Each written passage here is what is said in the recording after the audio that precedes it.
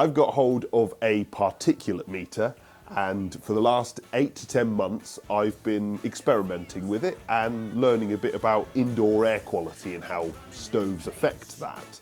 And I've discovered a few things.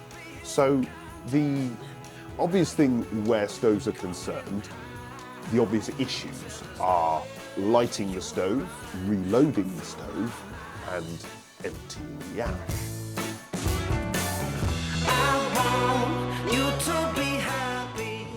Well, obviously, PM 2.5 has become a little bit of a terrifying buzzword, and none of us, or lots of us, don't necessarily really know what it is or why it matters. My research has been of the UK, and there are a lot more figures for London, built up areas of the UK. But generally speaking, basically what's happened is air quality since records began has become vastly, vastly better. But I'm interested in stoves and whether they are good, bad, who knows?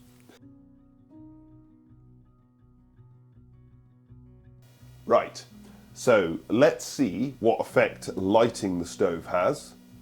We have our particulate meter. Yeah? Yeah.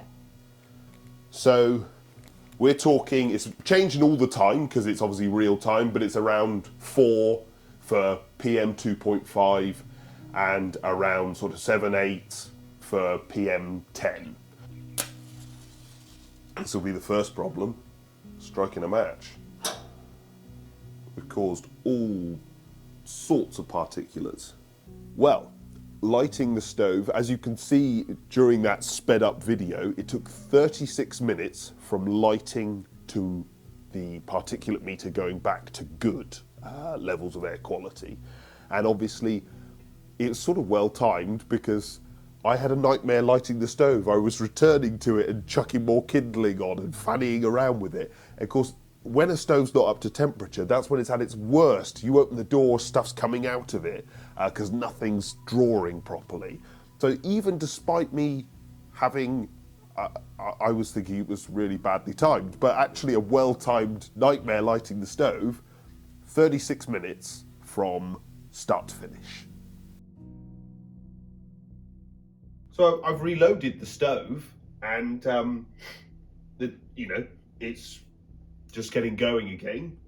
But in this particular case, not a whole lot happening to the particulates.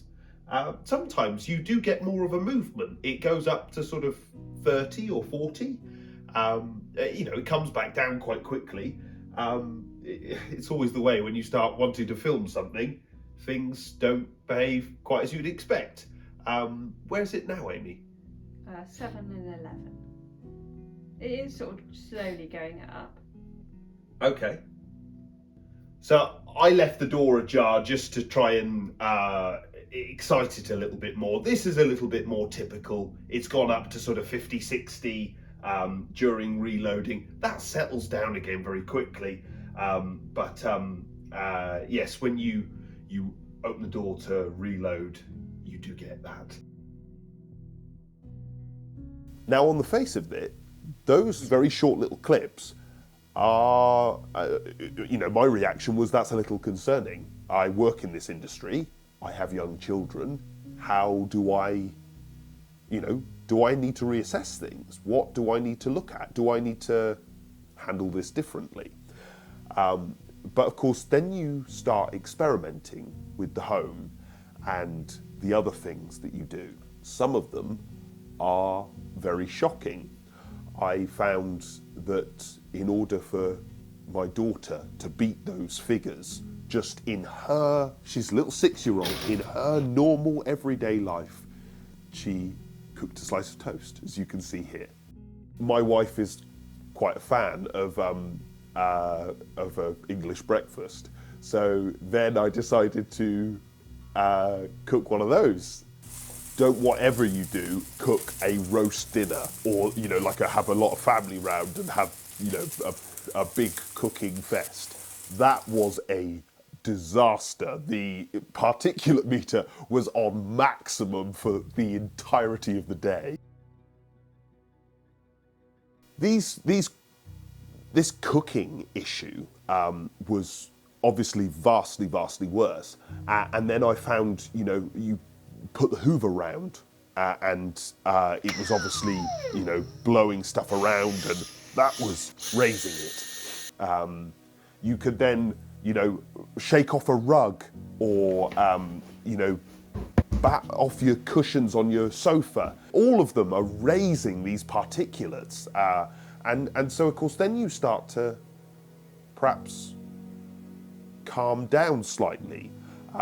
With the cooking, what I found was with the stove, as you saw when we lit it, it went up and then went down. With the cooking, I've got an old house, doesn't have an extractor fan. And so you might open the window, or if you're cooking, you might open the back door or that sort of thing.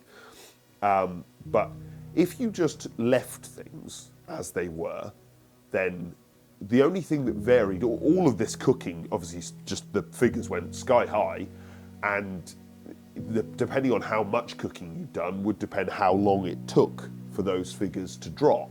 It could be all day that those figures would be at max, seriously unhealthy and very bad.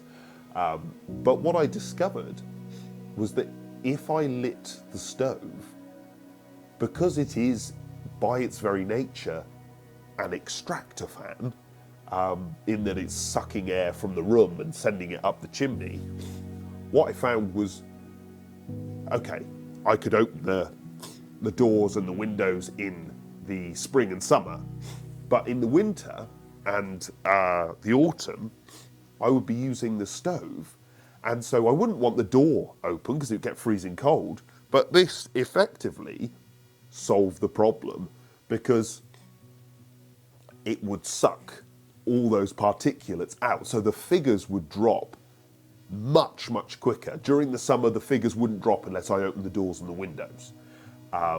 During the autumn and the winter, I almost found this out by accident, because you just got the stove lit and you notice that all the figures are dropping much quicker, and you're thinking, what is that? And you discover it's that the stove is exchanging all the air in the room, and so it's solving that problem, which was fascinating, because this was a much more positive message than I had initially spotted. This video has been all about indoor air quality, and don't get me wrong, I've done loads of playing around with this on outdoor air quality as well. I mean, just go to the beach, the sea air, which we're told is good for us, is full of particulates, and maybe they are good for us, but PM 2.5 has become such a buzzword. We're all scared of it, and as I've peeled back the layers, this is way more complicated than PM 2.5 being a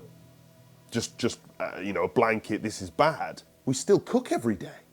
I'm still going to have a steak, and I can tell you, steak can really cause some spectacular figures. If I turn on my particulate meter again, basically my house is running at between sort of 4 and 6 most of the time. 4 and 6 2.5 PM 2.5 per meter cubed, and PM 10 is typically just under double that.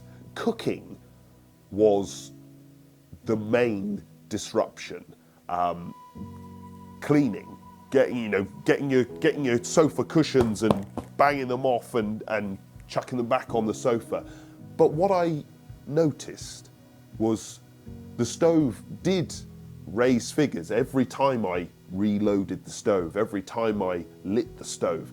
It raised the figures, but it also hoovered those things up. In the summer and the spring, I wasn't using the stove. I was, because I test stoves year round, but generally people aren't using the stove, but they've got their windows and their doors open more. And so all of those cooking issues basically solved themselves. And then in the winter, when I don't want freezing cold air coming into my house, this thing's giving out hot air, and a bit like me. It's giving out a load of heat whilst also solving this issue. it's hard not to be sort of one-sided. But my conclusion was this was a net good. The stove, as you can see, the figures seem pretty clear. The stove raised it a little bit for 20 minutes, half an hour. Cooking went through the flipping roof. And the stove in the colder months was the thing that cleared it. So